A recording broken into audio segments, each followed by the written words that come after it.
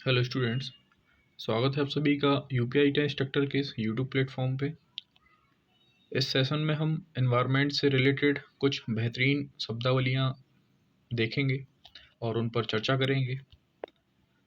जैसे कि आप सभी को पता है कि लास्ट वीडियोस में मैंने एनवायरनमेंट से रिलेटेड कुछ बेहतरीन शब्दावलियाँ आपको प्रोवाइड कराई हैं। उन्हीं की सीरीज़ में ये कुछ शब्दावलियाँ इस वीडियोज़ में हम देखेंगे। तो बात करते हैं इकोलॉजिकल ओवरशूट के बारे में कि आखिरकार इकोलॉजिकल ओवरशूट क्या है। देखिए, हमारे जो संसाधन हैं उनका प्रयोग इनके पुनरुत्पादन की तुलना में अधिक तेज़ी से कम हो रहा है और अवशोषित होने से लगने वाले समय की तुलना में अधिक तेज़ी से अपशिष्ट उत्पादित हम कर रहे हैं। इसे ही इकोलॉजिकल ओवरशूट कहा जाता है। देखिए, जो भी प्राकृतिक संसाधन हैं इनका जो यूज़ है वो अधिकतम मात्रा में हो रहा है, जबकि इनकी जो पैदावार है जैसे कि पेड़ पौधे वृक्ष आदि अगर आप देखें तो आप इन्हें लगातार बड़ी मात्रा में जो कि सड़कें बनाने में काटे जा रहे हैं, जबकि इनका उत्पादन बहुत ही कम है। और इनसे होने वाले जो अपशिष्ट हैं इनका जो अपशिष्ट है ये अवशोषित तो कम कर रहे हैं, लेकिन अपशिष्ट का जो उत्पादन है वो हम मनुष्यों द्वारा अधिक मात्रा में किया जा रहा है। इसे ही इकोलॉजिकल ओवरशूट कहते हैं। नेक्स्ट टर्मिनोलॉजी है भारत का अंटार्कटिक अभियान। देखिए, भारत का अंटार्कटिक मिशन बहुत आयामी बहुसंस्थात्मक कार्यक्रम है जो National Centre for Antarctic and Ocean Research, पृथ्वी विज्ञान मंत्रालय एवं भारत सरकार के अंतर्गत चलाया जा रहा है। इसकी शुरुआत भारतीय अंटार्कटिक खोज अभियान के अंतर्गत 1981 में की गई थी। इस अभियान के तहत भारत के अंटार्कटिक पर अभी तक 3 स्टेशनों की सफलतापूर्वक स्थापना की जा चुकी है। नेक्स्ट है दक्षिण गंगोत्री। भारत का पहला स्थायी स्टेशन 1983 में स्थापित किया गया था, जिसे दक्षिण गंगोत्री के नाम से जाना जाता है। मैत्री यह दूसरा स्थायी स्टेशन है। 1989 में सिरमाकर ओएसिस पर स्थापित किया गया। यह स्टेशन चिकित्सा, भूविज्ञान, भूगोल में अनुप्रयोगात्मक कार्य हेतु संचालित है। मैत्री के चारों ओर प्रियदर्शनी नामक शुद्ध पानी की झील बनाई गई है।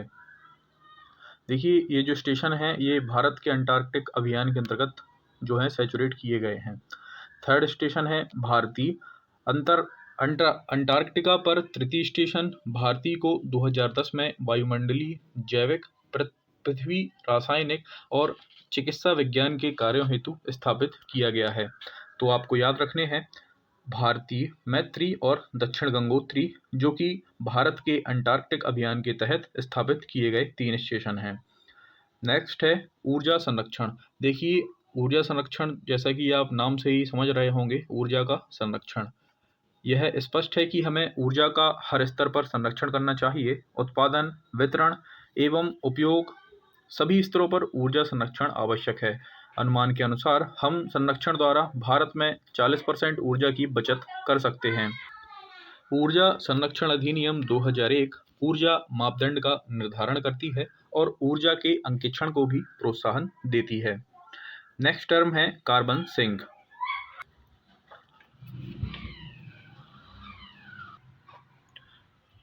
कार्बन सिंक, देखिए, ऐसे पदार्थ जो कार्बन को अवशोषित कर लेते हैं कार्बन सिंक कहलाते हैं। जैसे समुद्र और वन। विश्व मौसम परिवर्तन सम्मेलन में कार्बन डाइऑक्साइड की जो मात्रा में कार्बन मोनोऑक्साइड की मात्रा में कटौती की पृष्ठभूमि में यह मुद्दा विवादित था। अमेरिका का दृष्टिकोण है कि कार्बन सिंक परियोजना अर्थात वन रोपण को भी उत्सर्जन कोटे के निर्धारण में समायोजित करना चाहिए। यानी कि इसमें कार्बन सिंक परियोजना के तहत कि जो वनों का रोपण है यानी कि वृक्षों को लगाना भी इसके अंतर्गत शामिल करना चाहिए। परंतु इस संबंध में विशेषज्ञों का मानना है कि वन प्रसार को आंकने की ना तो निश्चित व्यवस्था संभव है और ना ही इनके द्वारा किए गए कार्बन के अवशोषण का सर्वमान्य निर्धारण संभव है। नेक्स्ट है पारिस्थितिकी पर्यटन। विश्व पर्यावरण संगठन के अनुसार ऐसा विवरण जिसमें अध्ययन, प्राकृतिक दृश्यों, जीव जंतुओं और वनस्पतियों को देखने और किसी सांस्कृतिक पहलू का आनंद लेने के लिए किसी स्थान की यात्रा की जाती हो, उसे पारिस्थितिकी पर्यटन कहा जाता है। तो देखिए, पारिस्थितिकी पर्यटन से मतलब है कि जहाँ पर आप प्राकृतिक दृश्य, जीव-जंतु, वनस्पतियों इत्यादि को आप उचित रूप में देख पाएँ, उनकी भिन्न-भिन्न प्रजातियों को आप देख पाएँ और उन्हें समझ पाएँ, तो वो पारिस्थितिकी पर्यटन के अंतर्गत आएगा। नेक्स्ट है जलवायु परिवर्तन पर राष्ट्रीय कार्य योजना। तो देखिए, जलवायु परिवर्तन पर राष्ट्रीय कार्य योजना का शुभारंभ 2008 में प्रधानमंत्री डॉक्टर मनमोहन सिंह द्वारा किया गया। राष्ट्रीय कार्य योजना निम्न 8 प्राथमिकताओं वाले राष्ट्रीय मिशनों पर ध्यान केंद्रित करती है, जिनमें सौर ऊर्जा मिशन, ऊर्जा क्षमता बढ़ाना, टिकाऊ विकास, जल संरक्षण, ग्रीन इंडिया मिशन, टिकाऊ कृषि, जल परिवर्तन के लिए ज्ञान का रणनीतिक मंच तथा हिमालयी पारितंत्र को टिकाऊ बनाना। ये जलवायु परिवर्तन पर राष्ट्रीय कार्य योजनाओं के अंतर्गत आने वाले मिशन हैं, ये आपको याद रखने हैं। नेक्स्ट है ग्रीन इंडिया मिशन। देखिए, 2011 में भारत के तत्कालिक प्रधानमंत्री ने हरित भारत के लिए एक राष्ट्रीय मिशन को अनुमोदन किया था, जो कि भारत की फ्लैगशिप कार्यक्रम का हिस्सा है, जिसके उद्देश्य की अगर मैं बात करूं तो इसके उद्देश्य 2020 तक भारत के वनीकृत क्षेत्र को दोगुना करने के लिए हैं। इसके उद्देश्यों के अंतर्गत 10 मिलियन हेक्टेयर अतिरिक्त वन क्षेत्र को जोड़ना, 5 मिलियन हेक्टेयर के वृक्ष एवं वन क्षेत्रों में वृद्धि करना, अतिरिक्त 5 मिलियन हेक्टेयर के वन क्षेत्र की गुणवत्ता में सुधार करना, ये इसके अंतर्गत आते हैं। नेक्स्ट टर्म है ऑर्गेनिक फूड। ऑर्गेनिक फूड ऐसे खाद्य पदार्थों को कहा जाता है जो प्राकृतिक तरीके से उगाए जाते हैं। इनकी खेती से किसी तरह के रासायनिक खाद्य, कीटनाशक और उर्वरक का इस्तेमाल नहीं किया जाता। ऑर्गेनिक फूड में जेनेटिक विधियों का भी इस्तेमाल नहीं किया जाता है। नेक्स्ट है ओजोन थेरेपी। देखिए, ओजोन थेरेपी में ओजोन और ऑक्सीजन के मिश्रण का यूज़ किया जाता है। इस थेरेपी की शुरुआत 1920 में हुई थी और 1930 के दशक में अमेरिका में इसे कानूनी घोषित कर दिया गया। कैंसर के रोगियों के लिए ओजोन थेरेपी एक दर्द रहित उपचार है। नेक्स्ट है green house effect. Green house प्रभाव को पर्यावरण के संदर्भ में सुस्पष्ट रूप से समझने के पूर्व उस ग्रीन हाउस को समझ लेना उचित होगा जो कृषि में प्रयुक्त होते हैं। प्रायः ठंडे देशों में ग्रीष्मकालीन सब्जियां उगाने के लिए कांच का एक घर बनाया जाता है, जिसकी यह विशेषता होती है कि इसमें सूर्य की रोशनी से मिलने वाला ताप अंदर तो आ जाता है किंतु बाहर नहीं जा पाता। परिणाम स्वरूप कांच के इस घर के अंदर का तापमान गर्म बना रहता है और इस कृत्रिम गर्माहट की मदद से शीत ऋतु में भी वे सब्जियां उगाई जाती हैं जो प्राकृतिक रूप से ग्रीष्म ऋतु में ही पैदा होती हैं। नेक्स्ट है एजेंडा 21। देखिए, एजेंडा 21 सतत विकास के संदर्भ में संयुक्त राष्ट्र संघ की एक गैर बाध्यकारी ऐच्छिक रूप से लागू की गई कार्यवाही योजना है। यह संयुक्त राष्ट्र संघ के पर्यावरण एवं विकास सम्मेलन की उत्पत्ति है जो 1992 में ब्राजील के रियो डी जनेरियो शहर में आयोजित किया गया था। यह संयुक्त राष्ट्र संघ, अन्य बहुपार्श्विक संगठनों तथा विश्व के विभिन्न राष्ट्र की सरकारों के लिए एक कार्यवाही एजेंडा है, जिसे स्थानीय, राष्ट्रीय एवं वैश्विक स्तरों पर क्रियान्वित किया जाता है। एजेंडा 21 से जो आशा है कि 21वीं शताब्दी से इसका मतलब है। संयुक्त राष्ट्र संघ के अनुक्रमिक सम्मेलन में इसकी पुष्टि एवं इसमें कई सारे संशोधन किए गए हैं। नेक्स्ट है कार्बन फुटप्रिंटिंग। आपने काफ़ी बार कार्बन फुटप्रिंटिंग का नाम सुना होगा। तो देखिए, कार्बन फुटप्रिंटिंग क्या है। ग्रीन हाउस गैसों के प्रति व्यक्ति या प्रति औद्योगिक इकाई उत्सर्जन की मात्रा को इस व्यक्तिगत और औद्योगिक इकाई का कार्बन फुटप्रिंटिंग कहा जाता है। कार्बन फुटप्रिंटिंग को निकालने के लिए विश्व भर में लाइफ साइकिल असेसमेंट विधि का यूज़ किया जाता है। इस विधि के अंतर्गत व्यक्ति या औद्योगिक इकाई द्वारा वातावरण में उत्सर्जित कार्बन डाइऑक्साइड और अन्य ग्रीन हाउस गैसों की कुल मात्रा को जोड़ा जाता है। ग्रीन हाउस गैसों का ग्लोबल वार्मिंग में योगदान कमोबेश कार्बन मोनोऑक्साइड मिलना ही होता है। संसार में सर्वाधिक ग्रीन हाउस का उत्सर्जन चीन और यूएसए द्वारा किया जाता है। नेक्स्ट टर्म है पृथ्वी विज्ञान मंत्रालय। मई 2006 में भारत सरकार द्वारा एक नए मंत्रालय, जिसे पृथ्वी विज्ञान मंत्रालय कहा गया है की स्थापना का निर्णय लिया गया है। इस नए मंत्रालय में महासागर विकास मंत्रालय तथा मौसम विकास का विलय किया गया। पृथ्वी आयोग पृथ्वी विज्ञान विभाग को नीतिगत दिशा निर्देश प्रदान करता है। पृथ्वी विज्ञान मंत्रालय का गठन करने वाला भारत विश्व का तीसरा देश है। इससे पहले अमेरिका और जापान में इस तरह के मंत्रालय पहले से ही कार्यरत हैं। नेक्स्ट है कार्बन टैक्स। कार्बन टैक्स से आशय उस टैक्स से है जो प्रमुख प्रदूषक इकाइयों के कार्बन उत्सर्जन के एवज में वसूला जाता है। वर्ष 2012 की 1 जुलाई से इस टैक्स की शुरुआत ऑस्ट्रेलिया ने की, जो कि संभवतः ऐसा करने वाला पहला देश है। ऑस्ट्रेलिया की सरकार द्वारा $24.70 प्रति टन कार्बन उत्सर्जन की दर टैक्स के रूप में निर्धारित की गई। इस टैक्स का उद्देश्य कार्बन के उत्सर्जन को कम करना है, यानी कि अगर कोई प्रति टन कार्बन उत्सर्जन करता है, यानी कि 1 टन कार्बन उत्सर्जन अगर कोई करेगा तो उस पर $24.70 का टैक्स वसूला जाएगा। नेक्स्ट है हरित अर्थव्यवस्था।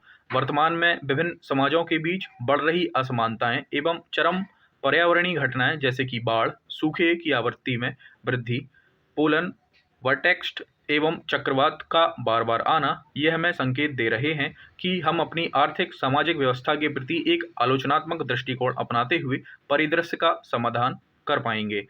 धारणीय विकास संकल्पना ऐसी समस्याओं के समाधान में सहायक तो हो सकती है। इस तर्ज पर मानव के सतत विकास एवं पर्यावरणीय समस्याओं के समाधान हेतु ग्रीन इकोनॉमी की अवधारणा का उदय हुआ। नेक्स्ट है इकोलॉजिकल फुटप्रिंट। देखिए, इकोलॉजिकल फुटप्रिंट हमें ये बताता है कि मानवीय आवश्यकताओं की पूर्ति हेतु इस मैदान उत्पन्न कचरे को खपाने के लिए पृथ्वी के कितने प्राकृतिक संसाधनों की आवश्यकता होगी, अर्थात साल भर में पृथ्वी पर कुल कितना भार डाला जाएगा। इसे इकोलॉजिकल फुटप्रिंट कहा जाता है। नेक्स्ट है हरित भारत मिशन।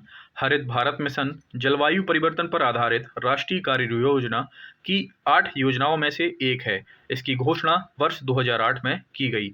इस योजना का मुख्य ध्येय पारिस्थितिकी तंत्र सेवाओं में सुधार करना और वनों की सघनता को बढ़ाना है, उत्पन्न जैव ईंधन के प्रयोग को बढ़ावा देना तथा कार्बन उत्सर्जन की तीव्र गति की कटौती करना है। Green bonus. देखिए, ग्रीन बोनस क्या है, इसमें मैंने डिवाइड नहीं कर पाया है। तो देखिए, ग्रीन बोनस की अगर बात करूं तो ग्रीन बोनस केंद्र सरकार द्वारा पर्यावरण संरक्षण तथा वृक्षारोपण जैसे कार्यों को बढ़ावा देने वाले राज्यों को ग्रीन टिल मैदान उत्पन्न कचरे को खपाने के लिए पृथ्वी के कितने प्राकृतिक संसाधनों की आवश्यकता इसमें होगी, अर्थात साल भर में पृथ्वी पर कुल कितना दबाव डाला जाएगा, इसे हम ग्रीन बोनस के अंतर्गत कंसीडर कर देते हैं। नेक्स्ट है हरित भारत मिशन। हरित भारत मिशन जलवायु परिवर्तन पर आधारित राष्ट्रीय कार्य योजना 2008 की 8 योजनाओं में से एक है। इस योजना का मुख्य ध्येय पारिस्थितिकी तंत्र सेवाओं में सुधार करना, वनों की सघनता को बढ़ाना, उत्पन्न जैव ईंधन के प्रयोग को बढ़ावा देना तथा कार्बन उत्सर्जन की तीव्र गति से कटौती करना है। हाँ, ये देखिए, सॉरी, उसमें जो लास्ट टर्म में मैंने आपको जो बताया है वो दोबारा से मैंने आपको बता दिया है, तो इसमें थोड़ा डिवाइड करके बताया है, तो सेम चीज़ें वही हैं। ग्रीन बोनस, देखिए, केंद्र सरकार द्वारा पर्यावरण संरक्षण तथा वृक्षारोपण जैसे कार्यों को बढ़ावा देने वाले राज्यों को ग्रीन बोनस देने की योजना की शुरुआत की गई है। इसके अंतर्गत अधिकतम वृक्षारोपण करने वाले राज्यों का चयन किया जाता है।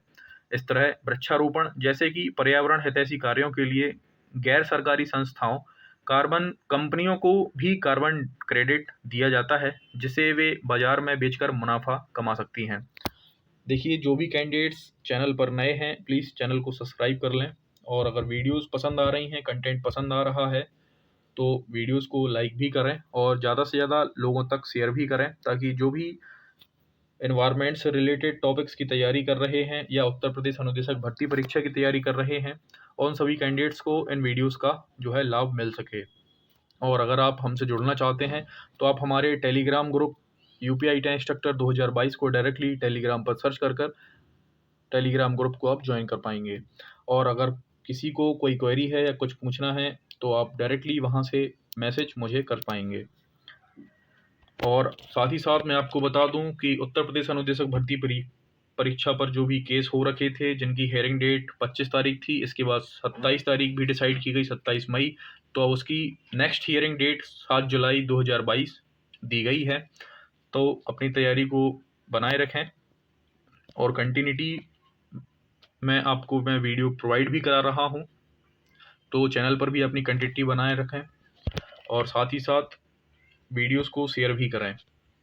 आपका एग्ज़ाम निश्चित तौर पर ज़रूर होगा।